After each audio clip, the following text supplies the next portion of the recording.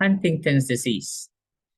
This one is probably, I would put this second to the second saddest disorder. For me, the saddest disorder, movement disorder, is ALS. You remember ALS?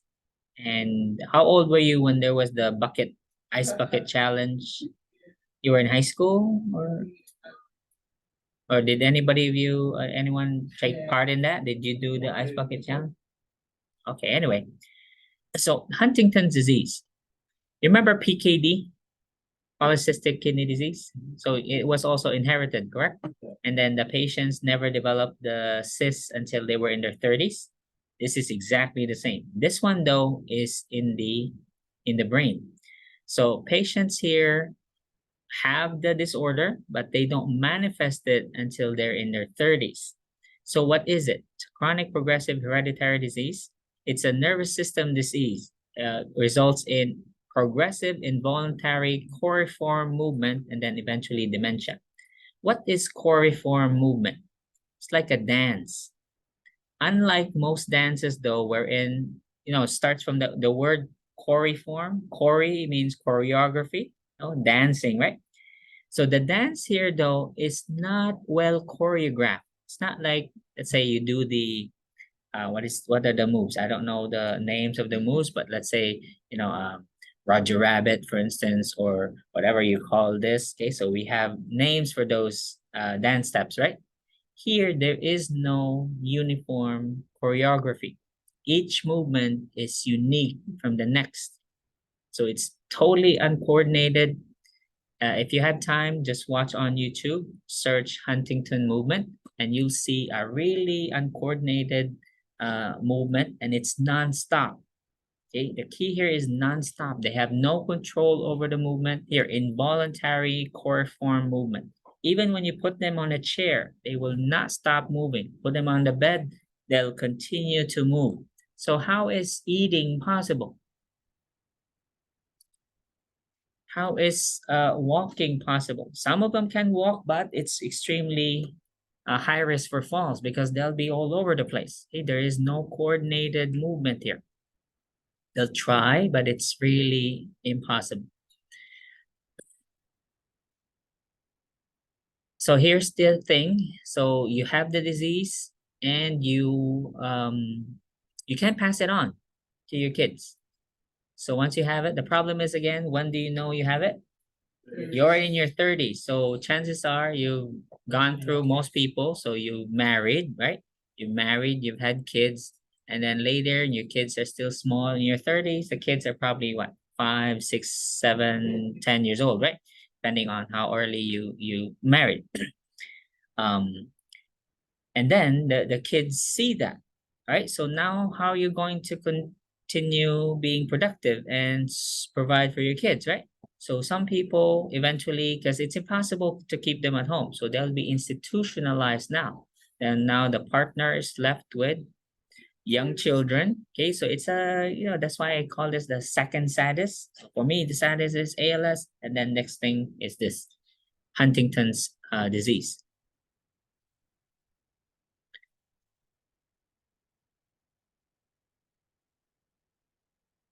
And this is the problem with Huntington's disease. So you inherited it, and this is the problem. So the patient has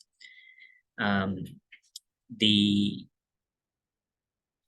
degeneration of the basal ganglia, which is involved in these functions here: thinking, memory, perception, judgment, and behavior, and then coordinates voluntary muscle activity. So it makes sense, right? Well, the symptoms are uncontrollable muscle movements, coriform movements, because they lose this ability because of the degeneration of this part of the brain.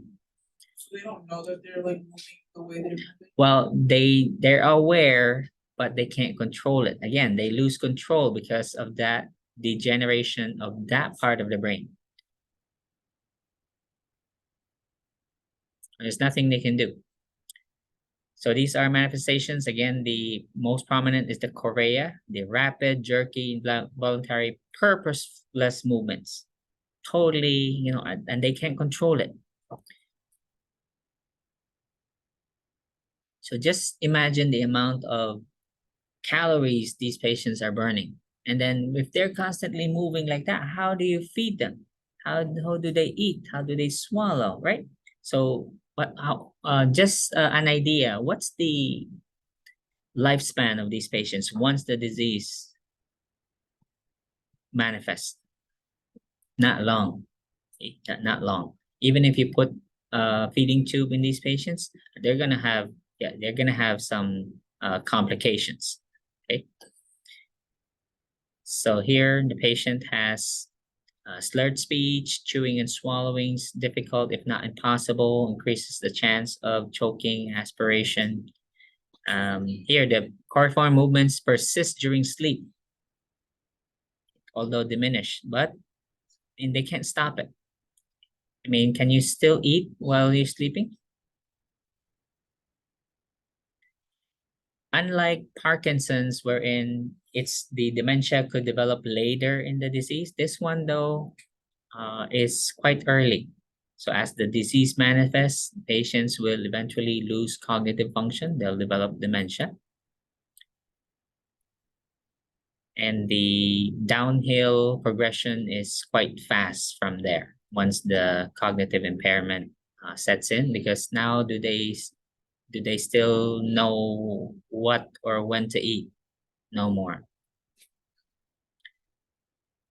And there's the behavioral changes. The patient is now totally a different person. The kids, the wife no longer recognize the person. So they'll have dementia, they can have psychosis as well. Then there's these hallucinations. So here's the onset again, quite young, 35 and 45. So if you have the gene, you'll start developing it between 35 and 45. Here, so they succumb to the disease 10 to 20 years later. Okay, that's all you got. So say you got 35, so you're dead by, yeah, before 60, you're dead. Okay, in your 50s, patients are dead. Medical management, no cure. The only treatment is symptomatic. So similar to the treatments we use for Parkinson's, not much really if you think about it. They're all symptomatic.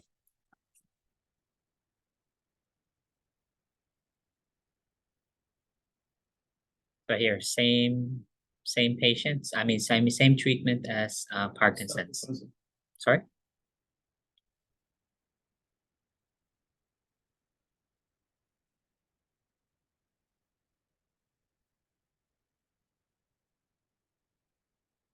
So same benzodiazepines, which was what? Benztropine, right? Then you got amantadine. So same, again, levodopa, same treatment as Parkinson's. Although this one has a shorter lifespan compared to Parkinson's.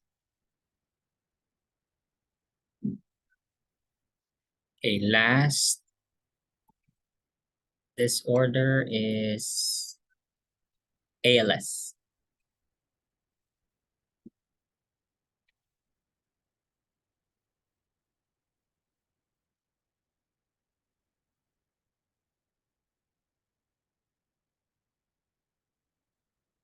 Okay, so this is a ganglia problem again. Amyotrophic lateral sclerosis. So this involves the degeneration of the anterior horns of the spinal cord and motor nuclei of the lower brainstem. Because it involves the brainstem, so will the breathing, heart rate, blood pressure be involved? Okay, so that's why the patients here after diagnosis are dead within 3 to 5 years. So as soon as the diagnosis is made, patients are automatically placed or recommended to be in palliative care to help them prepare for the inevitable. Of course, they have to wait until the patient has gone through the stages of grieving, because this is a change, right?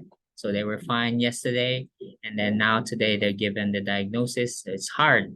The grieving will be pretty much hurried, Nobody's prepared for these kinds of diagnoses.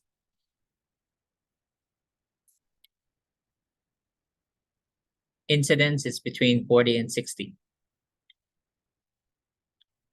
There was, I've seen a special on CNN where a doctor claimed that he found a cure for ALS. So nothing became of that, obviously, correct? So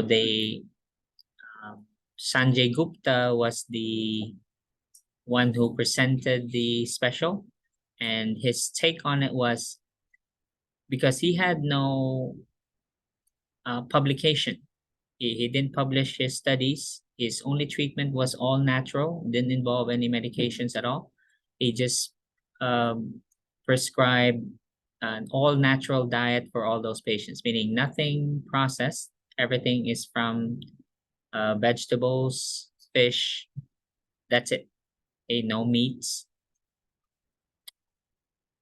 So Dr. Sanjay Gupta said probably those patients weren't ALS patients to begin with. Okay, so he doubted the diagnosis because they did all recover.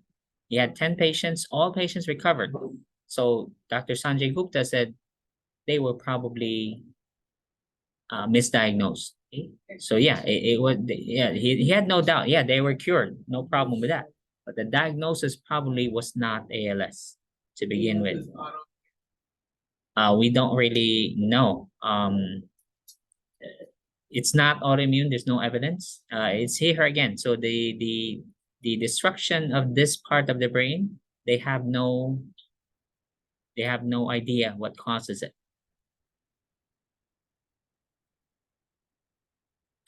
Right here, this is the only theory they have. So the degeneration is caused by the overexcitation of the nerve cells. That's all the theory they have, which is basically nothing. I mean, how do you treat that, right? Manifestations, so depending on the stage. So how early is the manifestation? So it begins with fatigue, progressive muscle weakness, cramps, twitching, and then lack of coordination. Then as it progresses, basically the patient will go from using a cane to now a walker, and then braces, leg braces, and then they'll be in a wheelchair, and then eventually bedbound, and then eventually on a vent.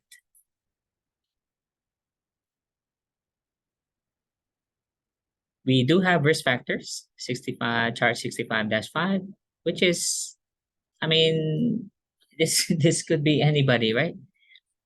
So nothing specific. So age, autoimmune disease, family history, smoking, viral infections.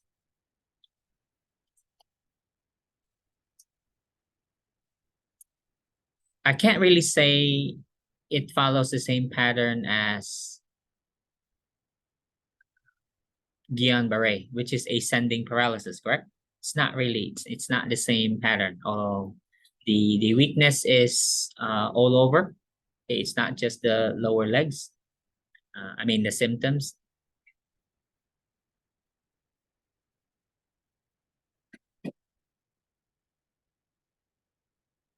No tests will diagnose ALS. They're all based on signs and symptoms and the pattern of the disorder.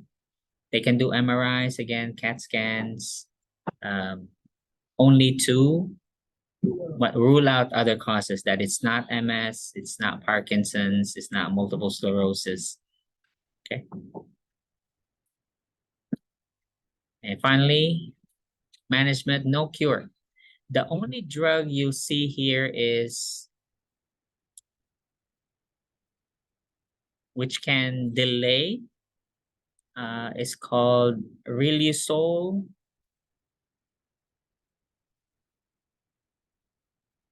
Try and find it. Right here. Riluzole.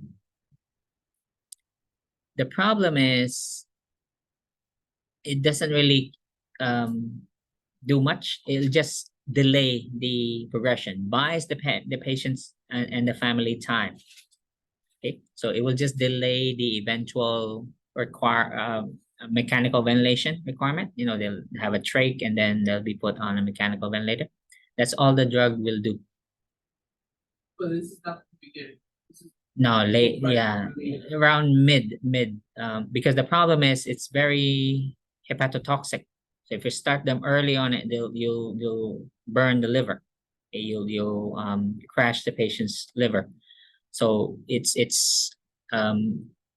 in the middle to the late stage, again, to buy time. It just buys time for these patients. Because in the mid to the late stages, who cares about the liver at that point, right? So all they're doing is just, okay, so we just want more time with the patient. Symptomatic treatment, same as Parkinson's MS. So we've got baclofen, dantrolene sodium, diazepam. So same, which treats the muscle spasms and the pain brought by that.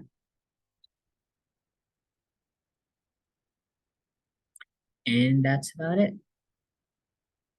Patients will end up on mechanical ventilation.